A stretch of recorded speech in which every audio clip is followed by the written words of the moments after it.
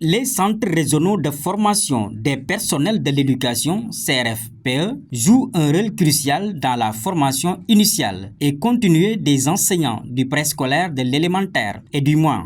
En organisant cet atelier de formation des formateurs de ces structures pédagogiques sur le niveau référentiel et les approches de la didactique bilingue, dans le cadre du MOEPS, le ministère de l'Éducation nationale pose un jalon important dans le processus de mise à l'échelle du bilinguisme. C'est un atelier extrêmement important qui consacre la mise à niveau des formateurs des CRFPE, les 14 CRFPE qui se trouvent dans le pays.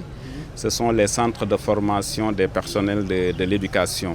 Et c'est eux qui ont en charge la formation initiale des enseignants. Donc dans le cadre du MOEPS, il était important de faire cette activité pour que les modules bilingues puissent être pris en charge dans le référentiel de formation initiale des enseignants. Et ceci est gage de pérennité et de durabilité pour que le MOEPS puisse être enfin internalisé de manière définitive.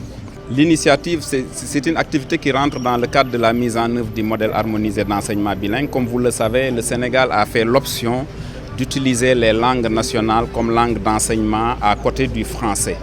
Et comme c'est un dispositif nouveau, tous les acteurs qui doivent contribuer à son opérationnalisation doivent bénéficier de formation pour pouvoir prendre en charge convenablement la formation des enseignants sur le terrain. Les langues nationales sont un élément important de l'identité culturelle sénégalaise. En les utilisant comme support et objet dans les enseignants-apprentissages, le ministère de l'Éducation contribue à la préservation de la culture et de l'histoire du pays. Elle permet également une meilleure compréhension des concepts et un développement des compétences cognitives des apprenants. Vous savez que dans les CRFPE qui ont pour vocation d'assurer la formation initiale à la formation continue des enseignants, il y a un référentiel de formation avec 14 compétences de base et aussi 4 domaines de formation. Et dans ces domaines de formation, il y a bien sûr donc, le bilinguisme qui est pris en charge.